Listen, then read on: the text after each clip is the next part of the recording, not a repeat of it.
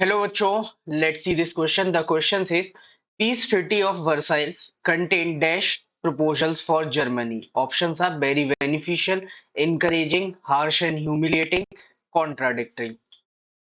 जो treaty of Versailles हुई थी उसमें जर्मनी के लिए जो प्रपोजल्स थे वो कैसे थे? बेनिफिशियल थे, इनकरेजिंग थे, हार्श ह्यूमिलेटिंग थे या कॉन्ट्राडिक्टरी थे?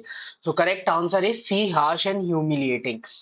जर्मनी को जो भी वहां पे ट्रीटी ऑफ वर्साइल्स के अंदर प्रोविजंस रखे गए थे वो इतने हार्श थे कि उनके इम्प्लीमेंट होने की वजह से जर्मनी अपनी ओवरसीज जो कॉलोनीज था उनको पूरे तरीके से लूज कर चुका था। ओवरसीज कॉलोनीज मतलब जो जर्मनी से बाहर थी।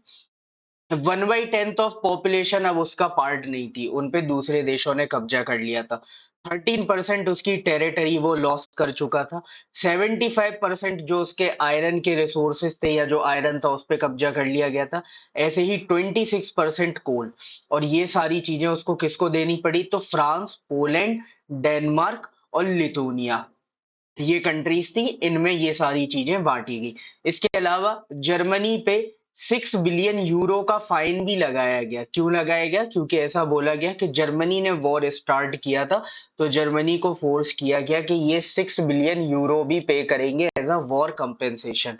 तो ये बहुत ही हार्श और ह्यूमिलिएटिंग क्लॉजेस जो है वो ट्रीटी ऑफ वर्साइल्स के अंदर लगाए गए थे। फर्स्ट वर्ल्ड वॉर के बाद ये ट्रीटी साइन हुई थी।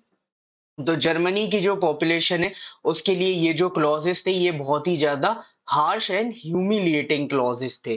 सो the correct answer will be C, harsh and humiliating. Hope you understood it well. Best of luck. Thank you.